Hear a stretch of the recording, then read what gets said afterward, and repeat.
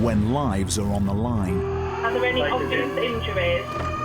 These men and women will risk theirs. The lad who was driving got blood coming out of his face. To save yours. RTC trap. They deal with the most serious injuries. The patient is described as bleeding heavily. Directly below his ear. There's a lot of blood there. The most critical illnesses. The reports of a male who's in cardiac arrest, and without any action, the patient will die. The two Yorkshire Air Ambulances cover Britain's biggest county. He's fallen 30 foot from the roof. Oh, yeah. He's got a big cut to his head. 5 million people rely on them. All right, sorry, sweetheart. To deliver cutting-edge emergency medicine. We're just going to go to sleep. He's not looking particularly good. At high speed. If you can activate your major hemorrhage protocol. Every day brings high drama. What's happened, mate? This is Gemma and amputee that's physically trapped. The pathetic is still attached by suction. I can't take a complete full breath in. High emotions. Where's your main pain? Where are you hurting? You're not sure? And high risks. How's the pain? It hurts a lot and it hurts really. It sounds like he's got some injury to the left chest as well.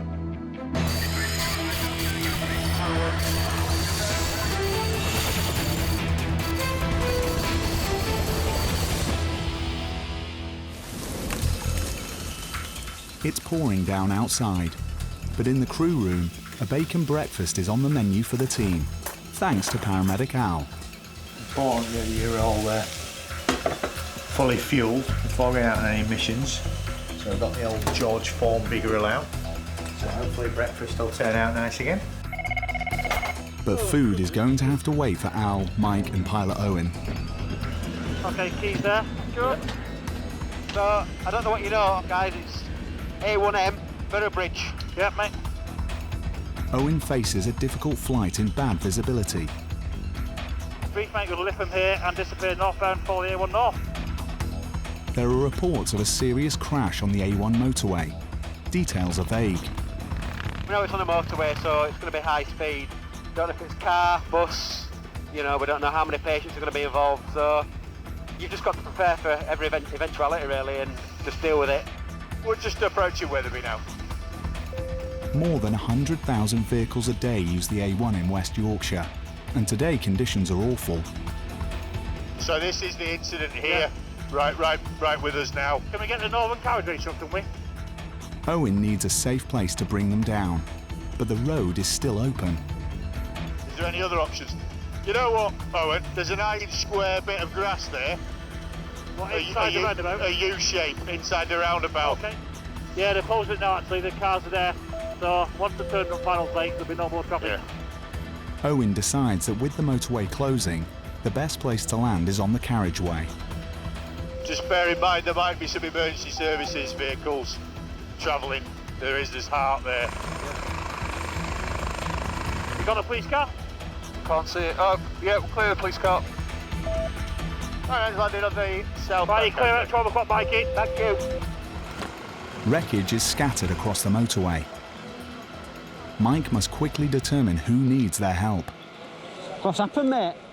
It's this Gemma amputee that's physically trapped. No, that's not a new amputation. No. It is Scott, it's 36 years of age, no allergies. Yep. Not sure if we've spun at all, I'm assuming we have. Yep. Officers, you see them here, Sats were at 100. Yeah. Complaining of C-spine tenderness, pain to his chest as he takes a breath in. Yep. He's a left leg amputee. Okay. The pathetic is still attached by suction, Yep. but it's kind of pinned in with the dash. Yeah. All right. 36-year-old Scott McNeese was on his way to pick his daughter up from school. A motorist who saw the crash called for help. The traffic was fairly slow. I was just coming down the motorway in the outside lane and could see something happened here, and I was about to drive off, and as I looked through the window, I could see there was a guy stuck in the van, so I just pulled straight over and called 999 to get some help for him, basically. He couldn't move, obviously, because he's an amputee. One of his legs was trapped from the impact. Right, Scott, how'd your breathing feel? Yeah, all right. Well, apart from it being a bit tricky, I can't take a complete full breath in. All right, we'll have oxygen on just for now. Is that all right? Cheers. Are you fit and well? Yeah. Okay, mate. Just going to unzip you. I know you're cold. We're going to do what we can to keep you warm. All right, mate. Where do you feel that you're trapped? Do you? I'm wedged in with a prosthetic. Okay, and that's it. As far as you're concerned, you're prosthetic. Yeah. None of your other bodies is in. Okay. So if Release that leg then? not yet, but yeah, we will do. Yeah. We'll just be led by you then. Yeah. Let me just do a quick top to toe, mate. Scott's an Army veteran who lost his leg in 2017.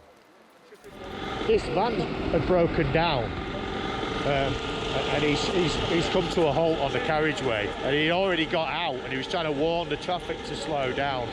And obviously the weather's bad, visibility's reduced, and it sounds like this guy's not been able to stop. He's run straight in the back of this van, and you can see the radiator from the camper van is actually embedded in the back of this wagon here.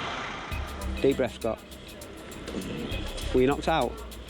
No, I don't think so. Okay. Deep breath. Mike suspects Scott's breathing difficulties could be the sign of broken ribs. Are you in pain? Yeah. Where? Chest. Chest. Chest and right ankle's absolutely banging. Right ankle. All right. Deep breath. NS from 99, initial update, one patient trapped by his lower legs in a van, alert, more to follow.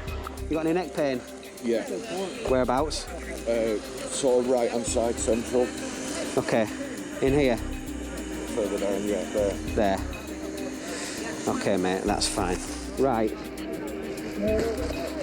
Right, guys, so he's trapped, pinned in, but he's got a prosthetic leg on his left leg, and he thinks that's the only thing that's pinning him in. Right. So that's good, because we can get rid of that if we need to. I hope not. There's £120,000. No, well, no, we'll bring it with us, but do you know what I mean? Scott's neck and chest pain are worrying. Mike wants him freed so he can examine him properly. What's your history with your leg?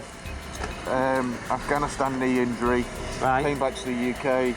Had corrective surgery. Went horrifically wrong. Okay. Everything that could have gone wrong did. Scott required 20 operations over 3 years after losing his leg. He had just about recovered and is a disabled athlete. You doing Invictus Games? Yeah, 2018. All right, mate, I'm going to put a needle in your arm, OK?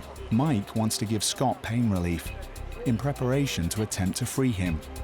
His service dog, Roo, was with him. Scraps coming up. Pretty sure I'll be.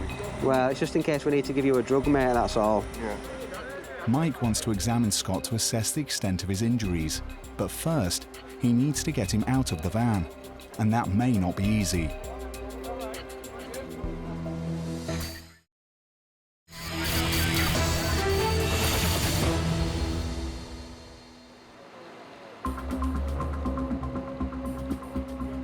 On the A1 motorway, 36-year-old Scott McNeese is pinned in his wrecked camper van by his high-tech prosthetic leg. Are you trying to get out? I'm trying to disengage my field. On your leg? Try and keep your head still, all right? 'Cause your neck's obviously... That's it. No, it's getting out. Had Scott's leg not been made of titanium, it would have been devastated by the impact. Guys, we're going to end up coming out of here. We'll do that in a minute, mate. Someone got in. Get a bed here. Just right, hang on. Wait there, because we've got nowhere to put you now. That's it. It's clear, mate, it's clear. I'm out. Right. Make sure she doesn't shoot off. Mike is concerned that Scott could have more serious injuries than at first appear. Nice and steady. Wait. Let's get rid of this. Let's get rid of this. Keep your head still. Keep your head still. Right, I'm going to look after your neck. Okay? All right, there's lots of people going to have their hands all over you now, Scott. All right? There's a board, mate. Flat board. Yeah, you're all right. You're fine. Good man. Finally, Scott is free of his van, but he's more worried about his dog. Where's Roo? She's still in the car. There's a fire.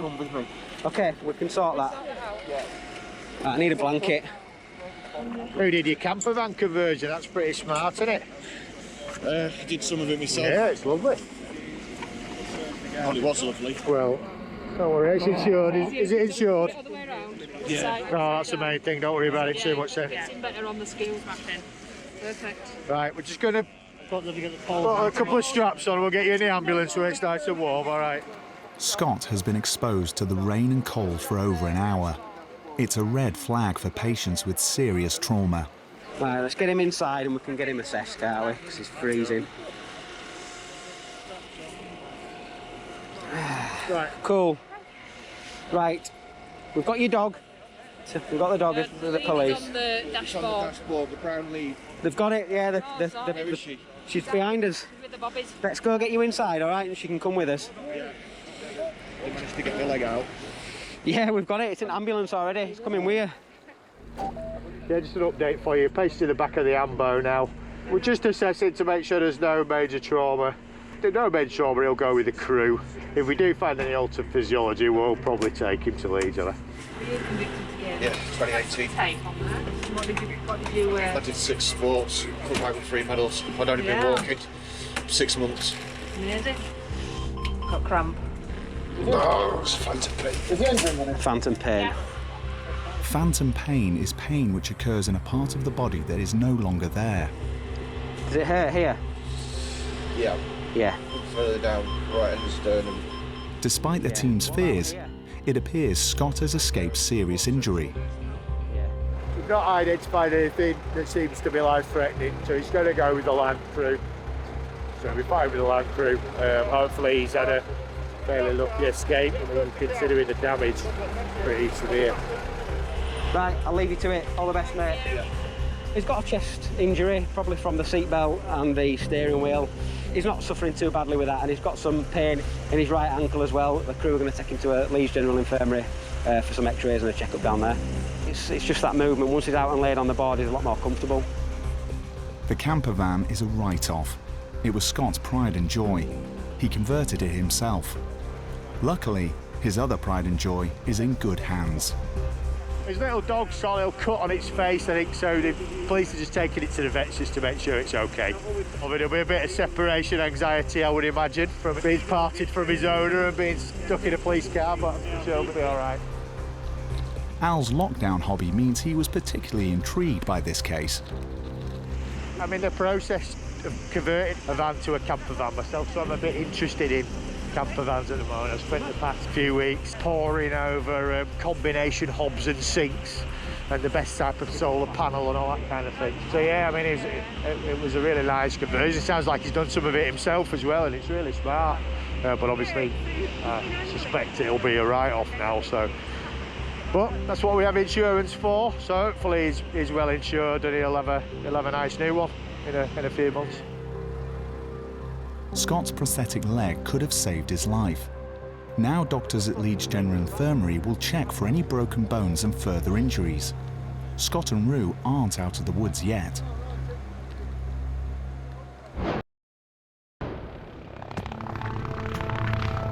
High above North Yorkshire, Helimed 99 has just been diverted to another serious road accident.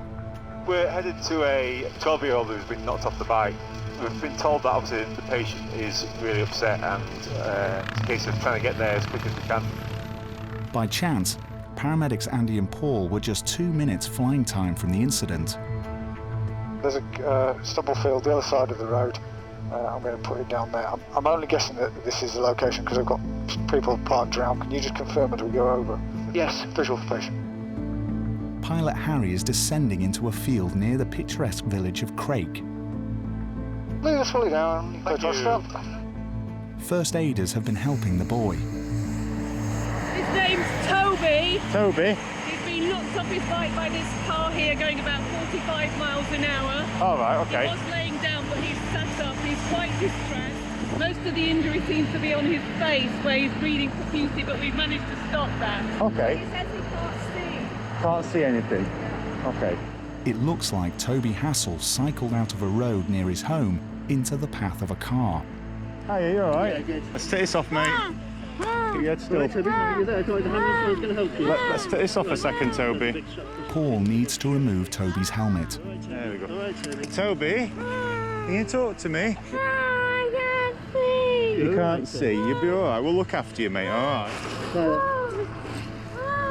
This is Mum, I think. Oh, are you Mum? Their patient's mum, Liz, is the local vicar. If you want to sit down and talk to him, he might calm down a little bit. I'm going to step away. Now Mum's arrived, Toby's much calmer. Toby, can you put this on your face, mate? All right. The team fear he could have a serious facial injury, such as a broken jaw. Just relax, mate. I'm trying to sort your jacket out. I'm trying to get you a new jacket. Toby's a careful cyclist. His bike's well maintained, and he had the right gear on. It happened near the family home. Okay. They're going to put him on a spinal board to protect his back. Just have a feel of his pelvis, make sure you're happy with his pelvis before we move him. He turned over fairly freely. Did he? Any pain there?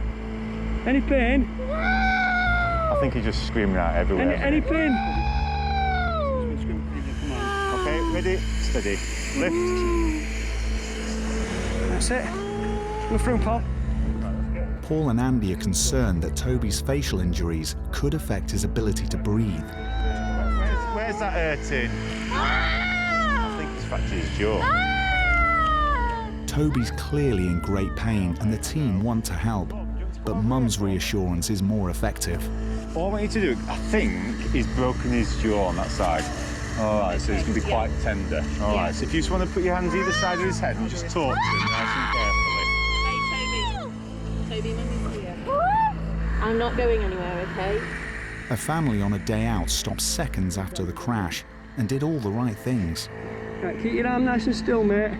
We came along the road from Easingwold to Craig, where a young lad has come out onto the road and has been hit by a car. When we got to him, he was face down, bleeding profusely from his chin and his face. I am a first aider anyway, so stepped in, as anyone would. Just relax your arm, fella. This vein's just collapsed as the needle went in. Toby needs urgent hospital treatment, but it's proving hard to give him painkillers for his journey to the major trauma centre in Middlesbrough. When we're not touching him, he's all right. All right, mate, all right. I think if we can get him packaged and the DCA is not here, we'll just take him. And he's a GCS of 13, but he's able to... Toby's calm enough now to help his rescuers. Toby, it's Andy, one of the paramedics. Where's your main pain? Where are you hurting? I'm not sure. You're not sure? Can you move your feet? Right. They're going to fly him 29 miles north to Middlesbrough. Ready, steady, lift. Time is of the essence. Paediatric surgeons will be on standby at the James Cook Hospital. Paul is alerting the trauma team. Yeah, we're bringing a 12-year-old male. He's normally fitting well, there's no allergies or anything like that, so he's not had any medication from us other than the oxygen. Now, we put a binder on because he was complaining of quite a lot of pain when we palpated his hips, but he was complaining a lot of pain anyway, so we couldn't rule anything out about a pelvic fracture, although it is symmetrical. We'll probably be with you in about 15 to 20 minutes. Hopefully it's not going to be too bad. I think he's fractured his jaw because when I was pressing on his jaw there was quite a lot of crepitus, so that movement of the fractured bones and things, and obviously that caused him a lot of pain. It looks like he's gone face down actually, although he had a helmet on, which obviously is, I think would probably have saved his life actually. He's got quite a lot of facial injuries. So you're in a lot of pain, are you, mate? Yeah. All right, OK.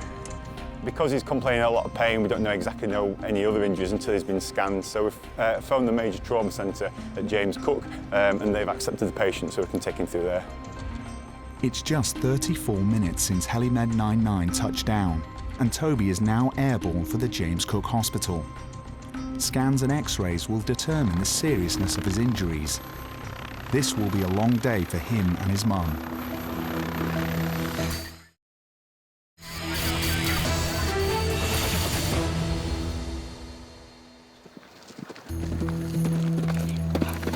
Nearly 2 million people in the UK regularly go horse riding. But, as the Air Ambulance team know all too well, it can be a dangerous hobby. Paramedics Kit and Andy are being scrambled to West Yorkshire. Lifted from Topcliffe outbound to Keighley this time, requesting a basic service. There are reports a young rider is in trouble.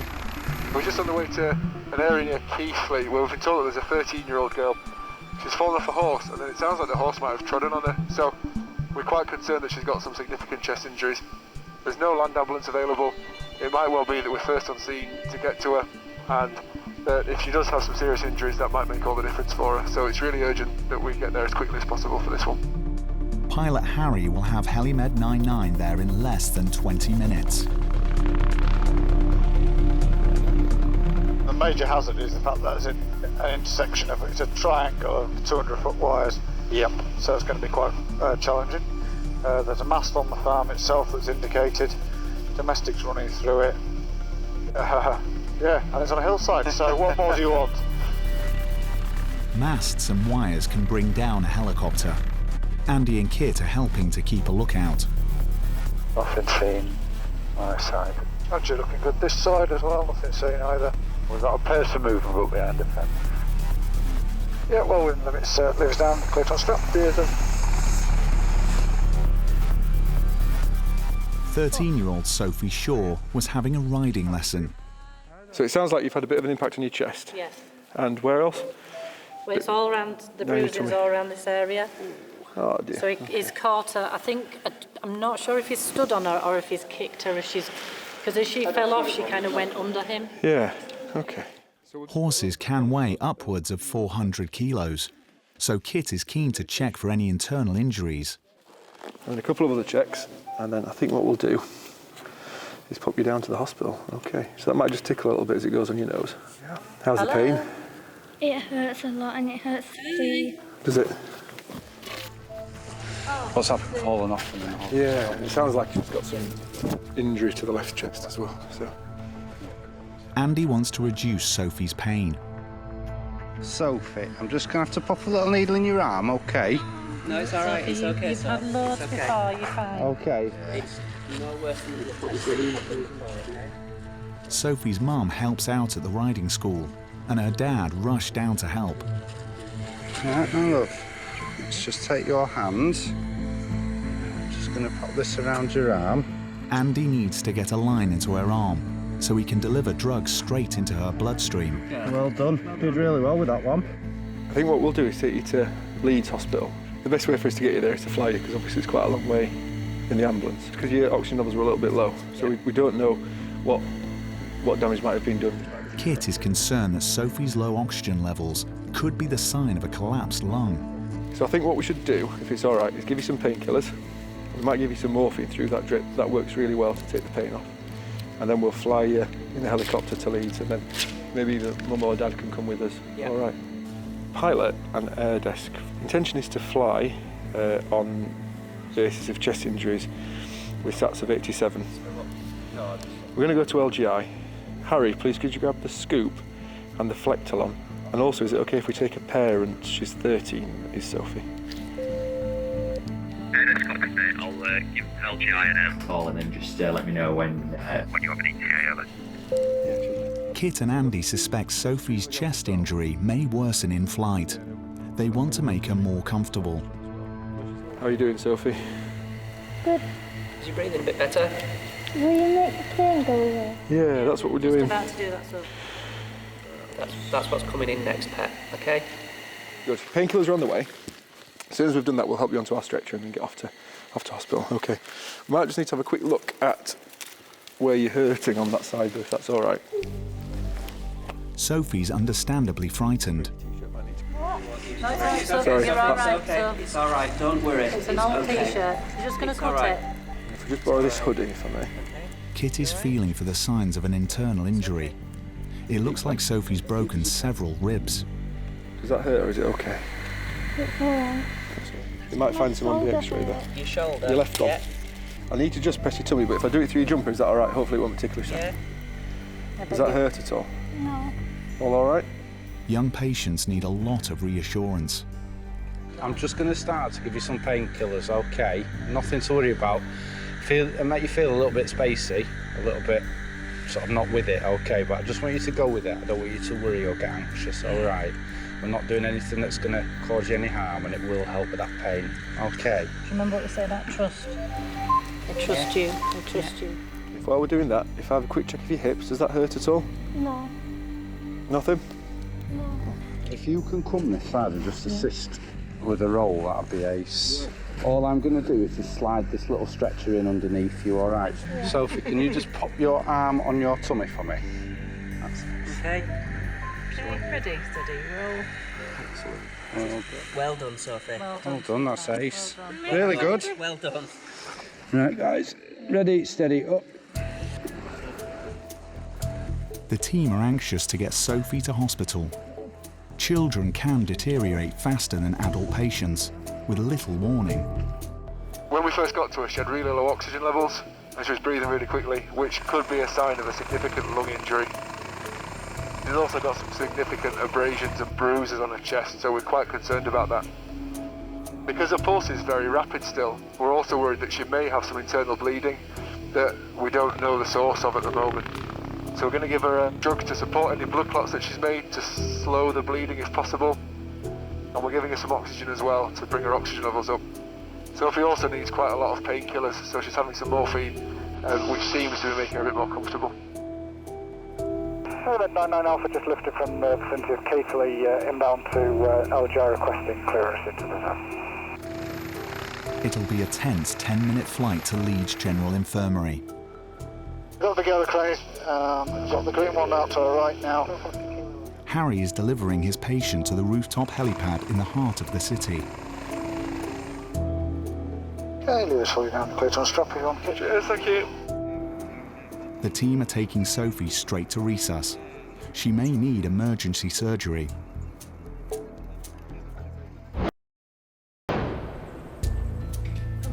One of the team's earlier patients has just been released from the hospital.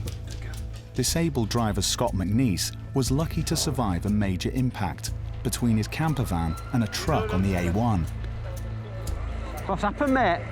This amputee that's physically trapped. The prosthetic is still attached, but it's kind of pinned in. Now he's back home. He escaped major injury, as did his high-tech prosthetic leg. All these components are made of titanium, really hardened steel, constructed not to break. The forces that were involved when everything came forward, and because of the position of the leg and the way that the dashboard had come through, it actually, that's where it had stopped everything. The biggest concern was the chest and the breathing more than anything else. But then after a little while, it was like, actually, as long as I just take it steady and just try and breathe as normally and don't panic, then you'll be all right. Scott was more worried about someone else's welfare, his service dog, Rue. I was worried about Rue. I think within sort of about a week, 2 weeks, she was absolutely fine and back to normal. It could have been so much more. I could have easily lost both of my legs, or worse.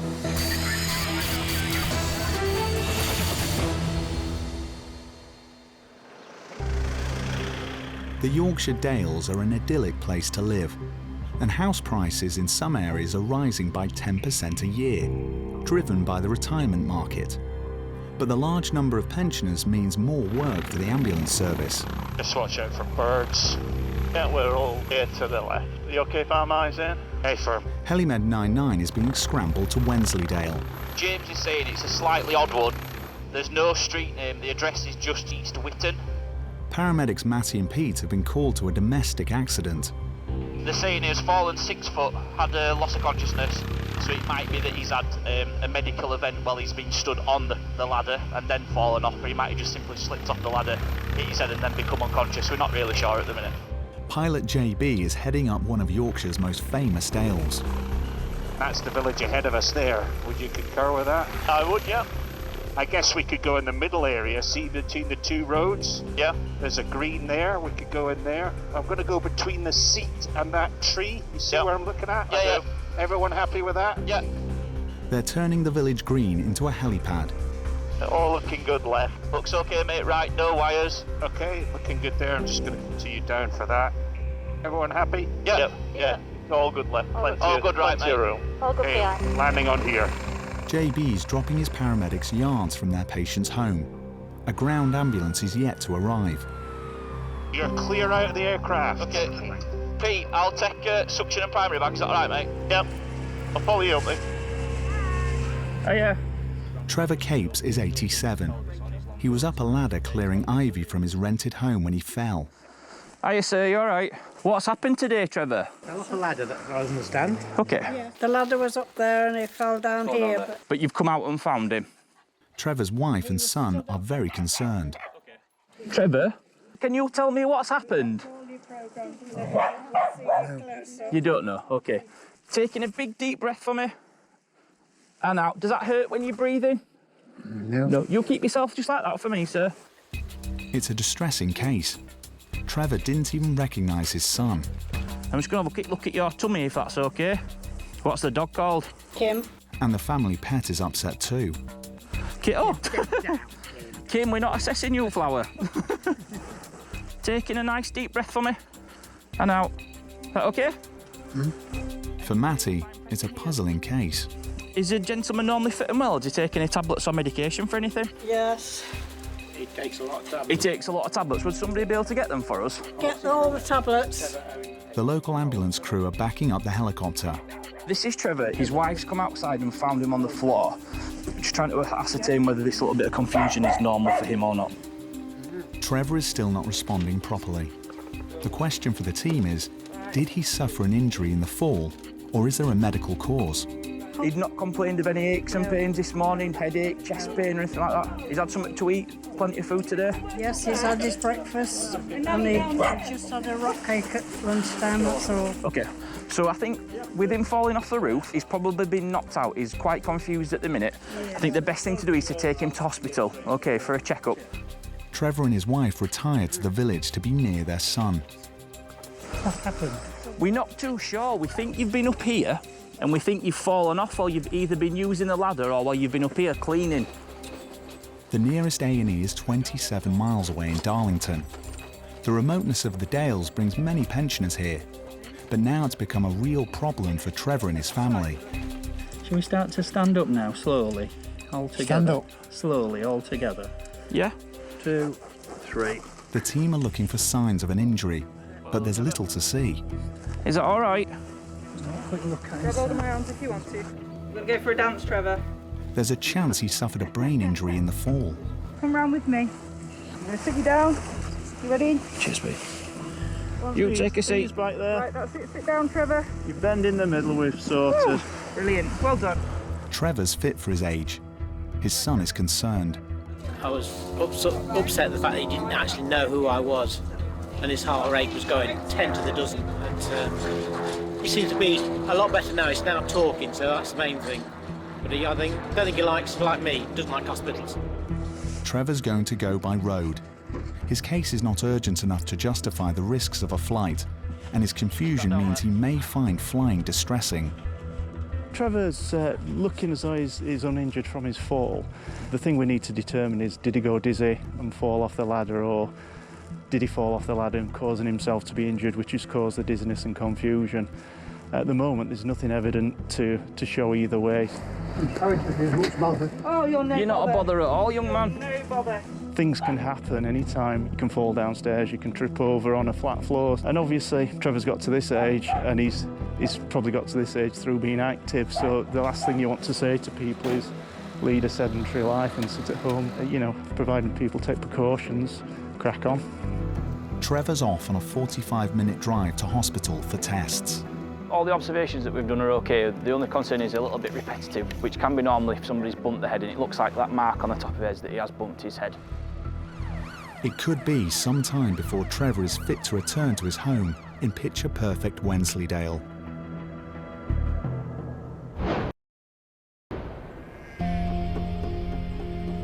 It's a sunny summer's day in the North York moors. Serious cyclists are drawn to its long climbs and remote roads. But the moors cover more than 500 square miles, and today, one cyclist needs urgent help. Paramedics AD and Andy are wasting no time. Mountain bike on a track on Glaisdale Moor. It's come off bike, loss of consciousness, now regained consciousness, but it's going to be an access job, over. Finding the patient can be the team's toughest challenge, but today they have help. Are you ready for a what 3-word location? Over. Oh, yes. Right. Yeah, it's dress, storeroom, frog. Over. Thanks to a navigation app on the 999 caller's phone, pilot Colin should be able to track their patient to a 3-metre square. Weather's good, sun's out, so it'll be quite busy out there with walkers, mountain bikers, horse riders, that kind of thing. Lots of activities going off in the moors today. A head injury could mean the patient is in danger of bleeding on the brain. So it's down, it looks like it's down in the valley on a track. Is that someone down there at, almost on the nose now? Is that somebody stood there? So they're just going to be... There they are, mate, on the left there, I think. Yes, there's a mountain bike there, mate. Okay. I think I'll just land right on the side so we can see them, okay? Yeah. You happy with that? Yeah, shall mate. Okay, I'll put it down here. Might just get a bit backing up near the tail end. Alright. We're down. I think it's in the vehicle, mate. Alright. It's feared their patient has a severe head injury. Hello. My name's Eddie, nice to meet you. What do you do? What's your name? Douglas Kent. Douglas? Yeah. Do you know where you are, Douglas? No, the actual rules, are they? Okay, yes you are, yeah. 74-year-old Doug Kent got separated from his 2 friends while on a ride. A dog walker found him and got help from the nearby village. Can you remember what happened? No. No. Have you hurt yourself anywhere? A little bit here. A little bit there. Did you have a helmet on? Yeah, I think so. Yeah? Okay. Doug was out with a lifelong friend, Jack. They're both avid cyclists. 2 of us went ahead to the gate, turned round, the third wasn't with us. We waited a couple of minutes and then came back and found Douglas lying on this track. Do you take any medicine from your doctor? I rang 999, got a location, and then obviously the helicopters arrived.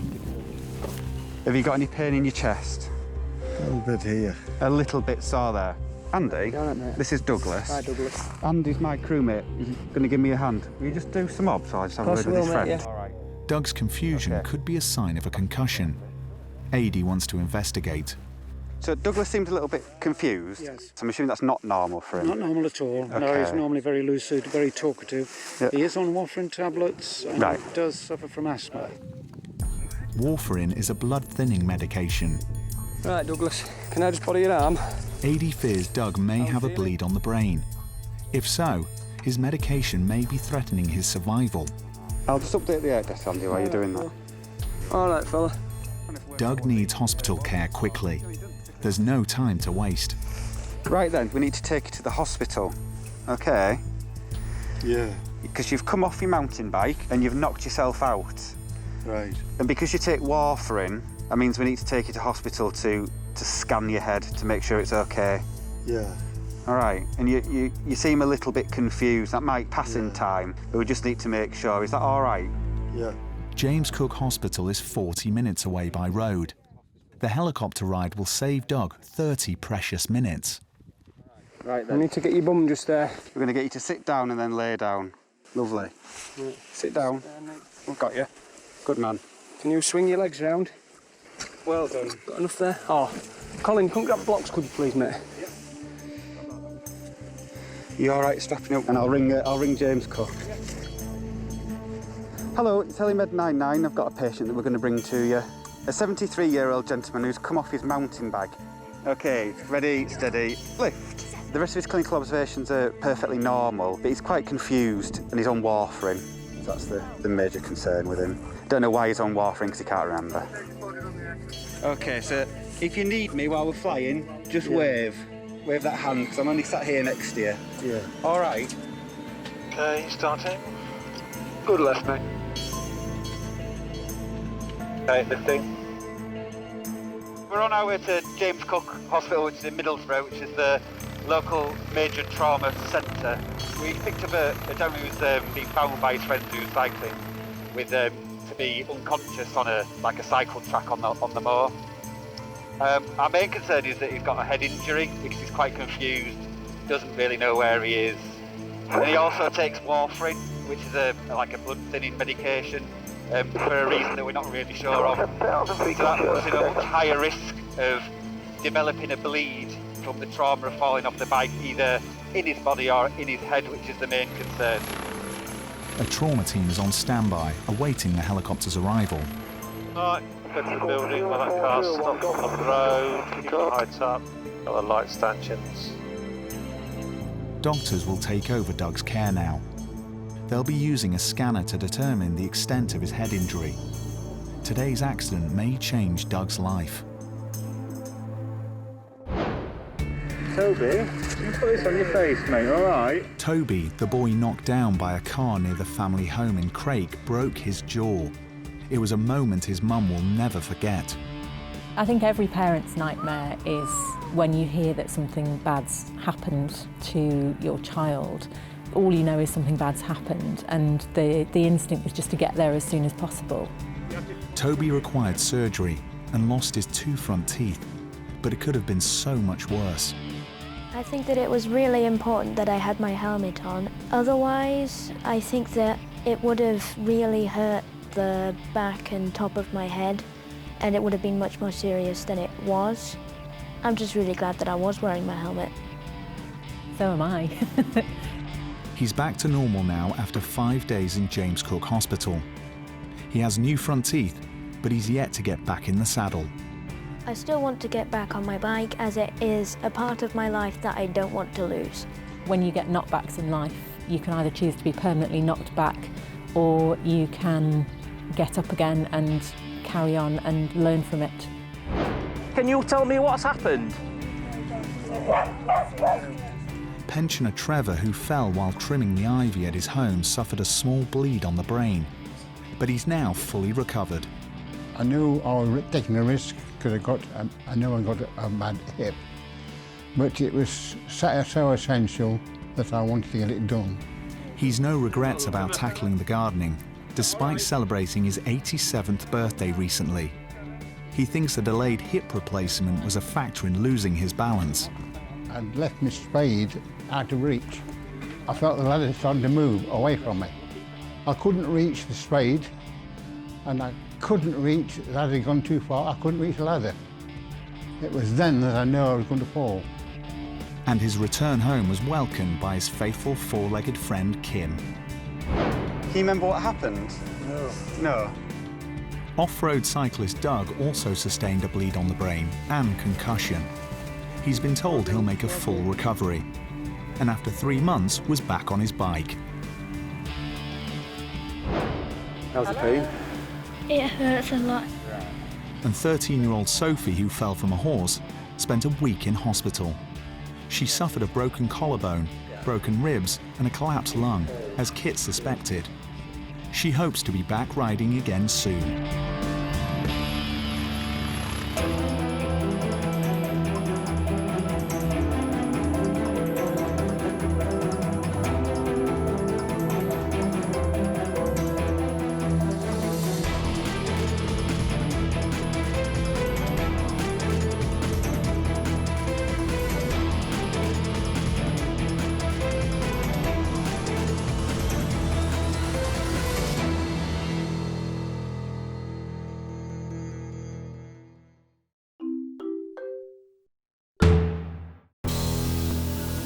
When lives are on the line, Are there any obvious injuries? these men and women will risk theirs The lad who was driving got blood coming out of his face.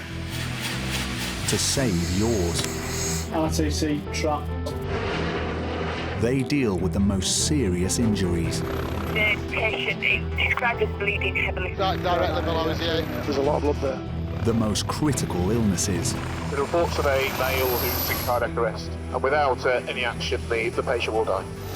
The 2 Yorkshire Air Ambulances cover Britain's biggest county. He's fallen 30 foot from the roof. Oh yeah. He's got a big cut to his head. 5 million people rely on them All right, sorry, sweetheart. to deliver cutting-edge emergency medicine We're just going to go to sleep. He's not looking particularly good. at high speed. If you can activate your major hemorrhage protocol. Every day brings high drama. He's had a chest pain and he's collapsed at the side of the road. Standard CPR. I could see he was either arresting or struggling to breathe. First adrenaline, just gone in. Keep going with CPR. High pressure. Hello, sweetheart, I'm Rachel. So you were on your bike. Do you remember what happened after that? Come into the corner, but I think I'd done me hip into the handlebar. And high risks. Where's the worst pain at the minute? On the ribs. One heifer, it just lashed back and kicked and just knocked her out onto the floor.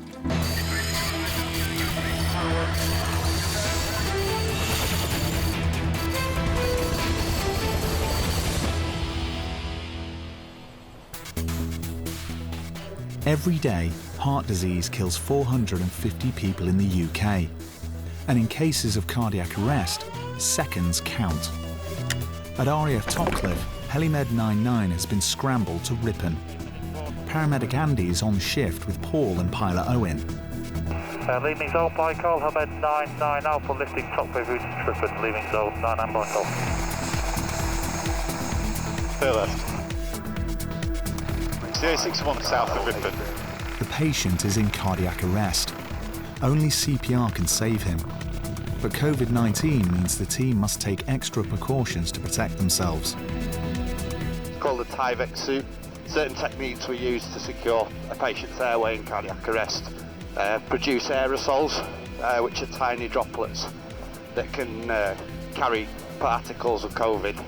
So yeah, we just need an extra degree of PPE for these sort of jobs, and we put it on preemptively. We understand that CPR is in progress. What we need to do in that situation is sort of artificially sustain an output by doing chest compression. So we're essentially performing the heart's job by pumping blood around the body. Every year in the UK, 30,000 people suffer cardiac arrest outside hospital, and less than 10% of them survive. Andy and Paul will do all they can so that their patient is one who does. Is there access from this green field here? You've got the two cars parked in, one burgundy, one black? Yes, got that. Okay, the road's on our right hand side then? Yeah, Roger, got it. Can't see any wires or anything, let me know if you see something, mate. I say, you got some nest You've going got through some the farm. wires, yeah, going through the farm. But from left to right, no, don't go into the field we're looking at. Okay, No. that's good.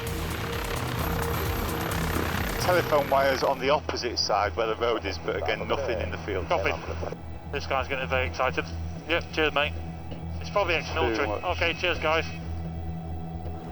During cardiac arrest, the heart stops pumping blood to the rest of the body. If CPR is started within minutes, it can double the chances of survival.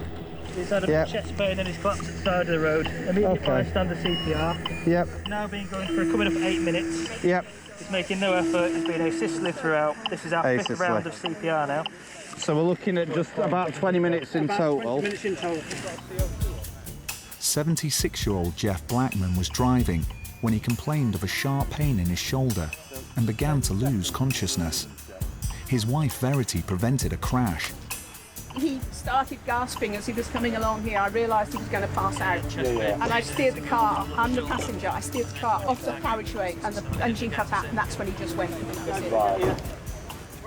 Other motorists stopped to help and gave Jeff CPR until local paramedics arrived. This gentleman's wife flagged us down and she seemed panicky, so we pulled over and he was unconscious, so straight away I got into the ambulance, told the ambulance what had happened and stuff, and yeah, she just took us through what we needed to do. When was the last rhythm check? Coming up to a minute before the next one. It sounds like, speaking to the patient's wife, that he'd had some form of chest pain for the last week or so, and then felt a little bit dizzy as he was driving down the road. She's had to grab hold of the steering wheel to try and get him to get the vehicle to a safe place at the side of the road. It's been more than 20 minutes since Jeff's heart stopped. Is there any other medical history that we know of? So no allergies, no medication, no recent operations. Just the chest pain last week or so? Army Officer James was the first to come to Jeff's assistance. He knew what to do. When I got into the vehicle, I could see he was either arresting or struggling to breathe. We got him here, and immediately I started CPR with him. Because we could feel a very, very faint pulse, we just kept going. The longer someone goes in cardiac arrest without CPR, the less the chance of survival is going to be. First adrenaline, just gone in. We'll keep going with CPR. Giving CPR is physically tiring. Paul is taking his turn. I think we'll give a couple of adrenalines and some fluid and see where we are. We're getting a good CO2 return with it, so... Come on, Jeff. Still fighting. Come on, Jeff. Fiona, a mum of 3, is another motorist who stopped to help. Because I've done first aid before, I just stopped and just helped. That was it. 10 seconds and we'll do a rhythm check. Come on, Jeff. Hope of saving Jeff is fading. But then Andy spots something on his ECG. Oh, we've got it. Roll over. Yeah, quick, aren't you? We've got an tag of 7.2. Okay. Hi mate, yeah, just a quick update. Rosk at 12:35 and he's had 2 adrenaline, about 25 minutes of CPR. A ROSC is a return of spontaneous circulation, meaning his heartbeat has been restored. It's a relief for all his rescuers. We went on for a long time. I don't think he was very strong initially, but he came back and he fought hard. I think I'm just in shock. It's just 2 breaths to get him breathe, and hopefully we saved a life today. Although a ROSC is a good sign, Jeff's condition is still desperate. The damage to his brain caused by the amount of time without oxygen could be irreversible. He's still quite critical at the minute because at any point his heart rate could just slowly drop off, his blood pressure could drop down and he could go back into cardiac arrest, so he's very unstable. Jeff is being taken to Harrogate, where doctors will try to stabilise his condition.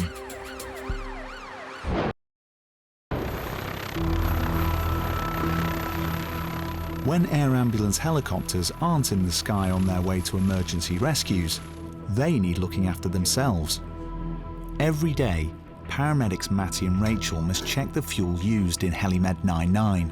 In here is all the excess fuel when we're doing fuel samples and when we're taking the samples off the aircraft. We empty it all into here, and then once every kind of 2 weeks we have to empty it back in the tank. The slightest trace of water or sediment could cause a crash. So what we first have to do is just empty all the contamination out of the bottom, so water, kind of grit, bits and pieces that kind of floating around, make sure that that doesn't go back into the main fuel tank. The team's lives depend on constant vigilance, and so do their patients. And it's not long before HeliMed 99 is scrambled. Pilot Colin is flying Matty and Rachel to a motocross event in North Yorkshire. Yes, please. Are you supposed to fly? They unguarded. Doors silences. Closest secure front right. There are reports a rider is badly injured. This from 99, we've lifted route into this job in the east over. Apparently there's a private events crew on scene. They're querying a knock, they've got a shortening and rotation of the leg. Querying about putting a pelvic binder on, and the crew ETA is 6 minutes. Cool. It sounds like the patient could have broken his thigh bone, which could lead to internal bleeding. Happy to activate, mate? Yeah. Job's activated. Move back. I've got eyes out. ETA 11 minutes, Rachel. Someone apparently 700 foot below us. Yeah, I think he's in the circuit. Yeah. Matty is navigating and helping Colin look out for any hazards. Huge areas of Yorkshire are not covered by radar. Visual now, mate. Glider, 12 o'clock. Visual. Same sort of level. Yeah. Got him? No, I've got him, is at 1 o'clock. There he is, yeah. Got him there. Visual. Thank you, mate. North Yorkshire is a popular spot for gliders, but their presence in the sky is a hazard for the helicopter. So there's that re-entrant running up there. Yeah, is it that park complex? We've got about another minute, haven't we? I think it's just after this farm complex. Yeah. Because it looks like there's loads of, is it campers and stuff in the field? Can you see them all racing on the track there now? In the 12 low in that field, they're all racing around there, aren't they? Oh, I see. Oh yeah, this one down here. Yeah. Airs 99, we're overhead scene, looking to land over. So it's in top corner of that field. All good left, buddy. The accidents happened in the middle of a major off-road racing event. Is that okay? Yep. That's good. Happy? Yeah. The patient's in the care of local paramedics. Right, off comes Colt. Hello. 18-year-old Regan Law was racing when the bike in front of him stopped. It looks like he's broken his pelvis. Hello, sweetheart. I'm Rachel. I'm one of Paramedics from Air Ambulance. Okay. So you were on your bike. Do you remember what happened after that? I come into the corner and the lad had stopped dead, like he stalled, and I'd like hit him. But I think I'd done me hip into my handlebar. Okay, so you think you think it was this left side that's gone into your handlebar? Yeah. All right. Regan hit the handlebars hard, and the team cannot yet rule out life-threatening internal injuries.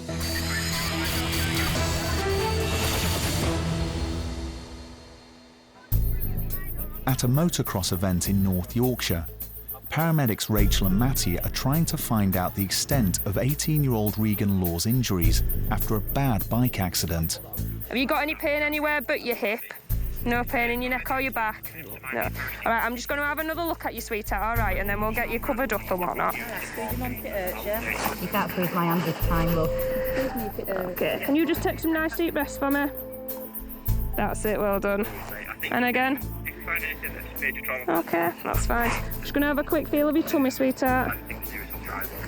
So that's quite uncomfortable, is it? You're doing really well, Regan. Come on, Regan. You're doing brilliant. Is it this side here? Do you want that end to knock back, sweetheart, while we... Keep using that, sweetheart. Yeah, don't come back there. Regan's parents and grandparents were watching him in the event. Now they are witnessing the struggle to stabilise him. Do you want to just cut his trousers off, mate? He's got quite a lot of tenderness. He says he thinks he went into his handlebar with his left hip. Okay. At 20 to 25 mile an hour, which is when he ran up the backside of somebody. He's got an abrasion over his pelvis. He's got quite a lot of guarding. Rachel needs to rule out internal injuries, and the only way to do that is by touch. Hey dear, so how long have you been riding motocross then? About this year, is this a new? It's new. Hit bikes before this, and then trials bikes and downhill mountain biking. Ah, you had a bash at everything then? Yeah, a bit of an outdoorsy kid, aren't you? No wrong with that. Better than sitting inside on your Xbox. You're a bleeder. Ah, you're making a great mess down here. Right, now we've got that off. Have you got any pain in your leg? No? Just your hip. Can you wiggle your foot for me, buddy? Good man. Can you feel me touching your toes? Yeah? Did you have 6 of them before? No. Matty is trying to keep up his spirits, but the team's concern for Regan is serious. Have you ever had morphine before? Yeah, did you react all right to it? No issues? I don't think he's had morphine before. Don't think he's had morphine? All right, sweetheart, no worries. But I don't think he's had morphine. All right, I'm just going to give you a little bit to start with, sweetheart, all right? I'm just going to give you it nice and slowly. Rich, he's got a strong pedal pulse, I've marked it. Cap refills less than 2 and he's wiggling his toes. Regan's circulation appears good, but the team are still worried about internal bleeding. If he has broken his pelvis, his life could be in danger. Treat it out. Yeah.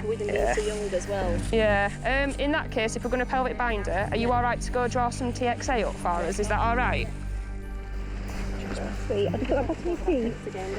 How's your pain now, sweetheart, since I give you that extra drug? Like a 6, 7. 6 or a 7, bless you. You're grimacing like a good one. What we're going to do is we're going to get the other side of your trousers off, and then we're going to put what we call a binder on your hips, sweetheart, all right? Just to protect you.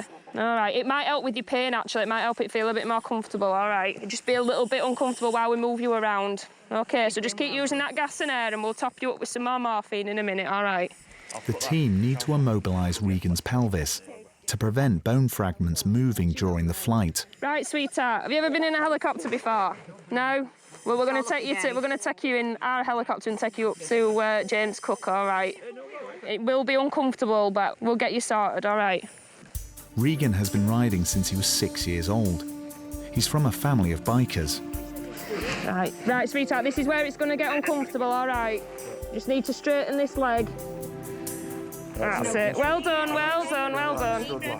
There you go, sweetheart. Have that. Keep pushing on it. Well done. You guys happy? Are you guys happy? Yeah, ready, steady, lift. You'll be snug as a bug in this. Be good. We'll look after him, OK?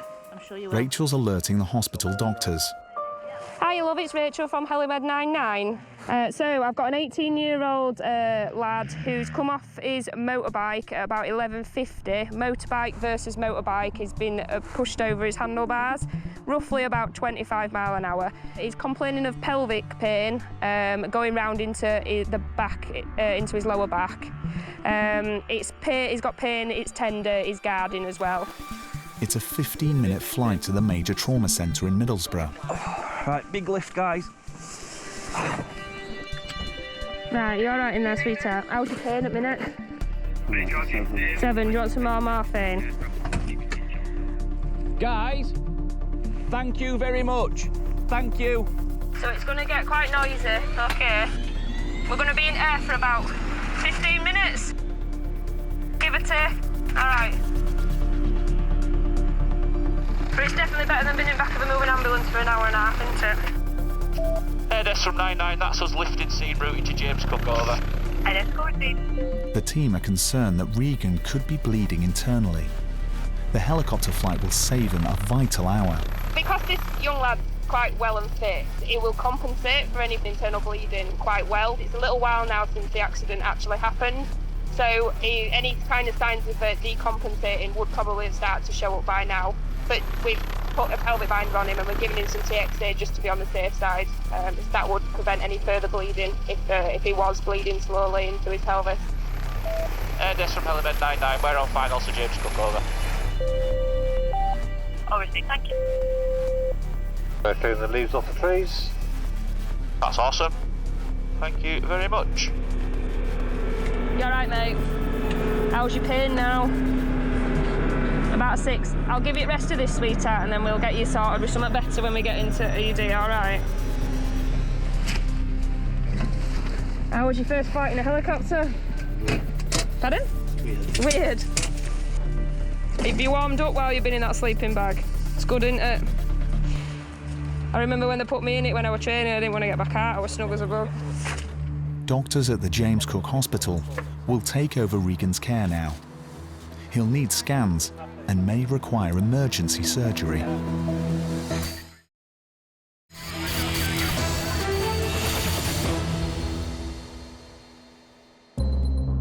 For the air ambulance team, work never stops. Paramedic Gemma's the newest member of the team. And today, she and paramedic Gav are taking stock. Once a month, we've got to come into the store and we've got to have a look at the expiry date on every single piece of equipment. They can go out of date like anything else, so it's just a case of a quick check of all the dates, and then we can sign that off. But now they must pack up their supplies. Airdess 99, just lifted now. Pilot Owen is flying Helimed 99 to a farm near York. I believe we're heading to a 19-year-old female on a farm who has been kicked by a cow. Limited information at the minute, other than that she apparently has been unconscious but now is conscious. So I believe we're going to be first on the scene, so we'll go have a look and see what's happening. They said there's going to be somebody in the field waving at you, as most people do to you on a helicopter, so we'll just, if we identify them. Copy. Right. On average, 2 farm workers are killed and over 100 injured each year by cattle. Just let you know, I hate cows. You hate cows? I don't tend to landing fields with cows. Okay. Firstly, because they damage the aircraft. Secondly, because they damage me. Owen knows that startled cows in the same field as the helicopter could spell danger. But there are other hazards too. Right, there's a trampoline there. I've got to be aware of that. I've got some things on the floor, but they look like concrete blocks. There's a bucket to 3 o'clock, but it looks like it's got water in. Right, if that trampoline starts moving, we're out of here, okay? Yep. Yeah. Let me know when the tail's clear in the back, guys. That bucket's gone. Finally, they're down and safe from any loose objects. Morning. Hello, you okay, yes, you. What's happened then this morning? Right, okay. 19-year-old Sophie Hall was helping out on the family farm when the cow kicked her, throwing her across the pen. Not to ask a daft question, where's the worst pain at the minute? On the ribs. Is it on the left-hand side or the right? Yeah, left. Left-hand side, all right. That's fine. I just want to have a little, have a little feel down your back, okay? So I just want you to tell me if it hurts anywhere else. So I'm just going to feel in the back of your neck. Is there any pain on the back of your neck at all? Nothing here? What on here? No? Anything here? Yeah, we're on... Which side? Left. This side here? Just there, yeah? Yeah. Okay. Anything? Oh, sorry. So then there as well? Yeah. I'm just going to have to lift the back of your t-shirt up and have a little look at your back and just see if any bruising's come through. Is that okay? Who prints there? Oh, yeah, you can see it right there, yeah. Yeah, okay. Sophie's ribs could be broken. It's an extremely painful injury. What we need to try and do then is get you some pain relief to start with, okay? And then just see if we can at least get you sat down, all right? Because you're not going to be in a comfortable position here, are you? All right? Sophie's dad, Andrew, saw the accident happen. We bought some cattle and we're just been to pick them up and bring them back to the farm. And they were just literally sorting them out. And then this one heifer, it just lashed back and kicked in his quarter. Unawares, which does happen, it can happen if you're not quick enough, and just knocked her out onto the floor. And we got picked up, and actually we just thought she was winded, such. And then, she just blacked out, and then, obviously we're all here. I'm going to put this blood pressure cuff on. Okay, what I have to do is pop a little needle in your arm, okay? And that'll give you some pain relief, all right? Are you allergic to anything? Not that we know of, no. Blanket on me, I'm free. Oh, sorry, of course you can. Let's put that back on. Yeah. Gav wants to give Sophie painkillers so they can move her and take a closer look. Yeah, good. She's got a hoof print right to the left-hand side of her ribs there. Okay. The thing is, we need to get some pains to try and get her sat down. But I thought about Entinox, but it's a chest injury, so it's we'll probably just hang off for it. So I'm just going to try and get some IV access. Yeah. Get a bit of morphine. Will you draw us up some morphine, please? No other injuries. No, it's literally, you can see the hoof print right there. So I've had a quick exposure. I've covered her back up because she's freezing. So when you finally get a vein, it can make you feel a little bit woozy, a little bit sick. Oh. Like you, but Do I need it? Do you think you're going to be able to move like that without it? Because we need to try and give you some pain relief, don't we? And also, journey to hospital as well. You get... Yeah. Got virtually no veins. No. Sophie is reticent about having an injection, but Gav knows if they're to get her out of this cow barn, it's a necessity. It's not going to react. Sorry? I want antibiotics. No, you should be fine. I'm just going to stick these down so we don't lose it. Cheers, Gemma. So. See, you were all right with that, weren't you? Okay, so morphine going in now, okay? Could you vent this for us, Gemma? Yeah, right. Yeah. Thanks. How are you feeling? All right? Yeah, I just feel like an idiot. Don't worry. So what we'll do, Gemma, when you get a minute, we'll get this chair put straight behind us, so then when we've got a minute, we can just sit straight down, can't we? I don't like that feeling at all. Okay. You feel a bit lightheaded? Yeah. Okay. We'll just stop there for the minute. Don't put any more. Okay, I won't. We can guide you back. Obviously, what we don't want to do is make sure we put your hands on where it's painful, all right? So it's probably best, because you know it's painful, is to try and use your legs and do it yourself. We're there to assist you. Don't try and stand up really quickly because you're lightheaded, all right? The rest of it is there's a chair right behind you, okay? Right. You're not going to fall, all right? We've got you. Hold it. That's it. I'm just going to slide my arm under yours just to support you a bit. Okay, and if you just try and sit yourself down, well done. Well done, Sophie. Brilliant. Keep going. Well done. So you sit in whatever position's comfortable for you for now, all right? Okay. Do you feel sick at all? I feel lightheaded. You feel that's fine. That's fine. Just stay sat down. You're good. You're all right. I'm just get my colleague to have a look at your back as well. Is that all right? Just where this cow's kicked you. Okay. Gemma is going to feel for any internal injuries the force of the cow's hooves may have caused. Yeah, it's just not how I planned it. No, but it wasn't there. Has that morphine taken the edge off your pain a little bit? Yeah. Do you want any more? Or are you all right for now? Yeah. You sure? Okay. That's where the hoof print is. There. Yeah, it winces really when you touch that. No pain in her pelvis, no pain in her spine, neck's all good. It's just clearly as she passed out, I think, with the pain, but she didn't. She wasn't knocked out with it. Stayed on her feet, and then that's it. Literally, she just went down. She's been sick as well. She's tough. She's been through a lot. She has this stuff, but yeah, she loves her animals, and nothing will stop her. Just a little downfall for Sunday morning. Sophie's injuries don't require a flight to a major trauma centre. Oh, perfect. That's good timing. A ground ambulance has arrived to take her by road. Gav is no stranger to accidents involving animals. We're looking at Cyclist today in North Yorkshire. We go to quite a lot of cow injuries, so it's very farmland and they're very rural. So it's cows and horses seem to be a lot of the type of jobs we get up here, and along with motorbikes. So this young lady this morning, unfortunately, has been kicked quite heavily in the left side of the chest by a cow. Could have been a lot worse, but luckily she seems to have come off with maybe some fractured ribs. But the crew are going to take her to the local hospital at York, where I'm sure she'll get an X-ray, and then they'll diagnose the injuries from there. Sophie may be tough, but she'll need scans to check for any internal bleeding. There you go, Sophie. Well done.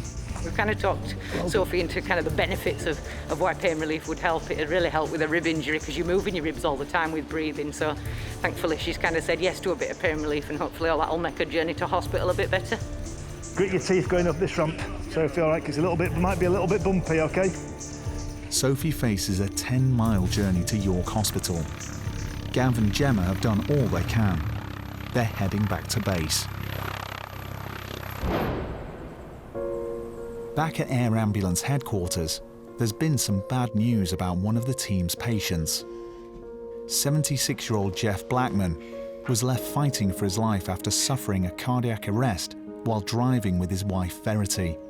He's had a chest pain and he's collapsed at the side of the road. Immediately bystander CPR. Yep. Come on, Jeff. He's still fighting. Come on, Jeff. I realised it was a heart attack or a stroke. All the time, my eyes were going to Jeff lying on the grass. Somebody else stopped, a woman. I had no idea who she was, but she sort of put her arm around me and said, "Come away." And I heard somebody shout, "We've got a pulse, he's breathing." But his face was blue, so I knew it was serious. At Harrogate Hospital, Jeff was put on a ventilator. One of the ambulance crew was there, and he said, "I know we're British and it's a stiff upper lip, but it's all right to cry." And he gave me a box of tissues and got me some water. Doctors did all they could to save Jeff over the 4 days he was in hospital.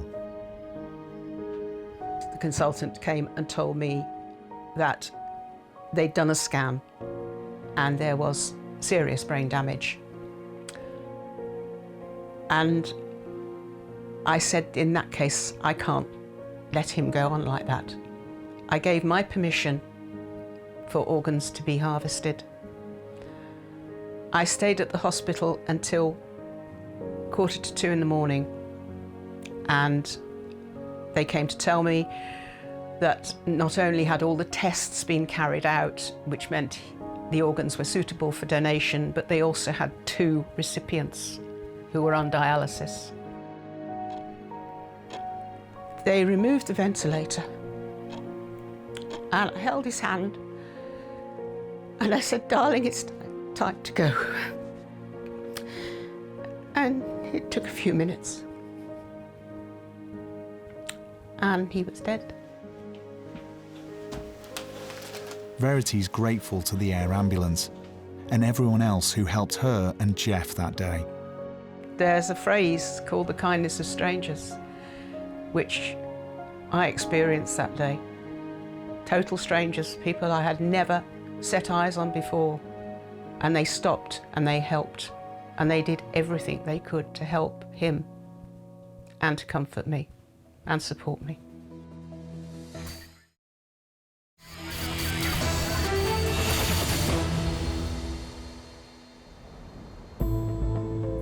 The Yorkshire Dales, famous for its rolling countryside and breathtaking scenery. It's a highly desirable place to live. But its remoteness means that in an emergency, hospital care can be hours away. That's where the Air Ambulance comes in. We know the wind is southwesterly, about 15 feet and 30 knots. I think those numbers are right. The male, we believe, in about his 50s, who's fallen off his bike and has sustained some sort of head injury. The crew have requested us, we understand, because of the location is quite remote. The crew have had to walk a distance from their ambulance to the patient. Told one of the members of the ambulance crew on scene is one of our dispatchers who often works on our air desk dispatching the aircraft. The steep hillsides could mean a challenging landing for pilot Owen. Right, I've got a visual of the ambulance in the middle of the village, I think. Have you? Yeah, you got the crossroads in the village. Oh, I can see it, yeah, sorry. Yeah. I'm going to keep a look out for terrain, and then we'll also look out for places to land. Yeah. I think this is a bit flatter here. So this looks flatter now to the 2 o'clock, doesn't it? It is sloping from right to left a little bit, which is fine. The aircraft's sitting right to get up. We'll just wait till you shut down, Owen. Cheers, mate. Cheers, mate. Gemma and Gav are heading to a property which can only be accessed on foot. Morning. You all right? They're anxious to get eyes on their patient, but it's unclear exactly where he is. Their colleague Dave is coming to meet them. Well, nice to see you. And you? The chap has been mountain biking up the top. Right. He's ridden into a fence about 30 mile an hour. Yeah. He's hit his face on it, gone down on his back. Yeah. Right, so he's a bit concussed, I take it, have you? Yeah. There we are. Can you remember what's happened to you this morning, Luke? Yeah, I was riding on my mountain bike. Yeah. I went down a fast bit of road. Right. On the bend and straight into a 5-bar metal gate. Right. So you think you might have been knocked out momentarily, you think? I don't know, to be honest. I just woke up. I just lots yeah. of, Were you wearing a helmet? I was wearing a helmet. Have you got his helmet anywhere? Oh. So the visor's come off. So the helmet, you can clearly see, has done its job. Okay, so what we just need to do, I'm sure these guys will do it, just have a quick top to toe, just check around the back of your head, your neck, back, chest. So just feel behind your head. Sorry. Any pain in the back of your head? No. No, okay. 52-year-old Luke Ibbotson had the accident 4 miles from his house. Amazingly, he managed to cycle home and get help. We're just going to help you up. Just wait to sit up. Go up. There we go. Just spin round like you're sitting up. Now, where's that sore now? Where's your worst pain? Whereabouts? Go on, let me see. There was no pain in your neck, was there? Well, the neck really hurts now. Can you put your chin on your chest? Where does that hurt? Here. At the side? Sides, yeah. Just here? Yeah. We'll just get this top cut off. We'll pop a collar on just to be safe. I think I was just bruising on my back. You've got a big abrasion there. Yeah. So have you hit the fence and gone? Have you gone over the gate, do you think? I don't know, to be honest. I think I fell on my back. I think I just somersaulted. Right. Gav fears Luke has broken his neck. He's putting Luke in a collar to support his head, and he's being strapped to a rigid spinal stretcher. A little bit uncomfortable, these, but it's just a precaution, okay, just to keep you nice and to keep it nice and aligned. Get some IV access. We'll get a quick set of obs. Then I reckon if we bring the scoop in, stand and lay on the scoop. Luke started to feel very unwell once he reached home. Concerned neighbours came to help. This chap's been on his mountain bike and he's gone to the gate that's normally open, and on this occasion it hasn't been open, and he was unable to stop. He's hit the gate and gone over the top of it and then woken up on the floor, so that kind of leads us to believe that he might have been unconscious, and he's got kind of various scrapes and bruises, so we're going to manage his pain and we're going to fly him to James Cook because it's quite a distance by ambulance. Right, I've got it here. Yeah, I've got it. Gav and the team have prepped Luke for their long, bumpy walk to the helicopter. Is the aircraft open, Owen? I will be now. Yep. Good. Go, just slide a little bit at a time. Okay, wait. Go around to the side of the wall. Yeah. Whoops, what's it? Oh, massive bit over. Right, pause there, I'll take the scoop off. Okay. Slide up. Bit more. That's it. Well, we're in. You okay? Yeah. Sure. All the best, Luke, anyway. Hope you're Thanks ever so much for your help. Soon. No worries. Hiya, it's Helimed 99. We're going to bring a patient to you 25 minutes from now. Thank you very much. Without the air ambulance, Luke could have faced a long road journey to hospital, risking further damage. This patient is a very remote area. He's nearly sort of bordering on northwest sort of Lancaster area. He's over an hour's drive to the nearest hospital. So the aircraft's really come into its own today, but there's already been quite a long time spent on scene. So then to have a further hour by land, which would be quite uncomfortable for him, would have been, it's not really very appropriate. So we've been quite lucky that the weather's been good and the aircraft's been available to fly him to the trauma centre at James Cook. Luke could require surgery. In the next hour, scans will reveal the extent of his injuries.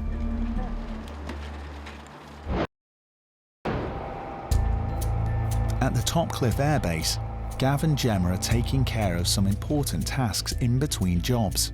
We get a few domestic duties, as we could call it, at the air ambulance. Just kind of general housekeeping, really, and it's everybody's job to keep the base nice. We all kind of live and work here as part of our role, so we want to look after it. Today's job is just doing some washing and drying of clothes and packaging it all up. We just help each other out, basically. But the chores will have to wait. A call has come in from Middleham in the Yorkshire Dales, which is home to a successful racing trainer and his stable of horses. NS from 99, we've lifted Topcliffe. Yeah, there's some details on it. It's Kingsley Park Farm. They've actually got their own private airstrip that's not active. You land on that, the patient is at the side of it. There's no horses around. The caller did say that there might be some low clouds, so I'll leave it with you. Kingsley Park Farm, is that the one? That's the one, yeah. Got it here, yeah. Okay, it's nice and out in the middle of nowhere. It's pouring with rain, meaning visibility is low. It's a worry for pilot JB. Just keep an eye on the weather. We're heading to Middleham, North Yorkshire. We've been told that there's a lady who has reportedly fallen from a horse, possibly sustaining a fractured femur, which is the big bone in your upper leg. So quite a serious injury, really. You can lose kind of quite a large volume of your blood. So it's important that we can get to this lady quite quickly. Last year, the air ambulance team attended 32 equestrian incidents. She actually said, when I spoke to her, you can land on the strip and you should be able to see the patient from there. She's unable to move, so she's still outside. Right, is that a horse down to the left, just on it? See, there's two people sat down here, JP. Yeah, shall we go there? Yeah, I've got it, yeah. Right, we'll head for that. I'm happy that everything's clear there. There's no wires, it's a landing strip, but we're into wind, we'll go for that. It's a very worrying sign that the patient is not moving. Skid, 1, 2, skid, MMI's good, angle's good. Okay, levers down, you're cleared out. Their patient has been lying in the rain since the accident happened. Hello. Don't move or anything. My name's Gemma. What do we call you? Kirsty. As you're laying there, what's hurting now? Just my knee upwards, my hip. Which side, left or right? Left. Left side's hurting the upward. So just to start with, I'm going to work my way down just to see if we can find anything else that's hurting, and then we'll sort your leg out, all right? Okay. You've got your helmet on, that's good. Is there any pain in your neck? A wee bit at the back. A wee bit at the back. Any pain in your ribs around there? Left side. Left side ribs. Does it hurt if I press it? Is it further up? Yeah. 18-year-old Kirsty Roy was exercising a racehorse when it bucked and threw her to the ground. That hurts even there. Ow. Ow. Sorry. Anything in your lower leg? Yeah. Sorry, sweetheart. Right, let's get you some pain relief sorted out first, and then we'll be able to take it from there, OK? I'm gonna have to get this... Kirsty had just started her dream job. It's her first week. Were you by yourself when it happened? No, I was in a group. You were in a group? Yeah. So you weren't knocked out? They didn't say you went to sleep or out like that? I don't think so. You remember hitting the ground? Yeah. Have you ever had any morphine? Yeah. And you're all right with it? Yeah. What about paracetamol? Yeah. Yeah, all good. So if we give you some of that, you've not had any paracetamol in the last 4 hours? No. Kirsty is freezing. The cold can be deadly in trauma cases. Is it hurting all the time, or if you just try and move it? No, all the time. And what's your pain score if you were to score it out of 10? 10 is 10 straight away. Really sore. Sorry, you're freezing, aren't you? Storm shelter? Yeah, storm shelter might help, mate. Get that? Yeah, good thing. I'll get that. The storm shelter will get Kirsty out of the elements, while Gemma assesses her injuries. Hiya, you're right. This is Kirsty. She's 18 years old. She's come off a horse, hit the concrete and then rolled this way. As far as I can tell, kind of right down the left side's hurting. So we haven't really got anywhere because the pain's quite severe. The morphine has started taking effect. Hello. Kirsty. Kirsty. It's working nicely. Okay, ready, brace, roll. Well done. Okay. So you're going into a sleeping bag now? Ready, steady, lift. Do you still feel sick, Kirsty? Yeah. Okay. Just watch that white stick. Kirsty is going to be flown to the major trauma centre in Middlesbrough. How big was the horse, Kirsty? 16.3. 16.3? Hands. 16.3 hands. And were you galloping at the time, or...? Yeah, start galloping, Sort of galloping. Okay. I'll give James a quick review. Cool, thank you. Absolutely drenched. That'll be the rain then. I think we're going to land right in the middle of that shower. Kirsty could be unable to ride for months, and her dream job is in jeopardy. Where's the worst pain at the minute? Sophie, who was kicked by a cow, suffered bruised ribs and spent the night in hospital. It's all right, girlies. Despite being tough, she's glad she was not working alone on the farm that day. The cow sort of turned and looked at me, but normally with cattle, if you sort of show them that you're not afraid, they tend to like back down and they'll run the other way. But in this case, it ran straight at me, bucked, and it just managed to kick me in the chest. Her ordeal hasn't put her off working with cattle though, and she was soon back helping out on her family farm. You can't just leave them for a day. You've always got something to do every day. So it's not as easy just sitting at home and resting for 6 weeks. So I did have to keep on doing bits, but luckily my family helped me out with stuff that I couldn't do. Hey up! This is Regan. He's been riding his motorcycle. Motocross rider Regan had deep muscle damage and needed 2 weeks off work. He was back riding within a month and still regularly attends events with his family of bikers. Can you remember what's happened to you this morning, Luke? Went down a fast bit of road, straight into a 5-bar metal gate. At James Cook Hospital, it was discovered that Luke, who crashed his bike in the Yorkshire Dales, had fractured his left eye socket. Thankfully, he didn't require surgery, but he had whiplash and has still not got back on his bike. What do we call you? Kirsty. Yeah, what's hurting now? My knee upwards, my hip. Kirsty, who fell from her horse a week into her dream job, tore a ligament in her knee. She was out of the saddle for 3 months, but is now back doing what she loves.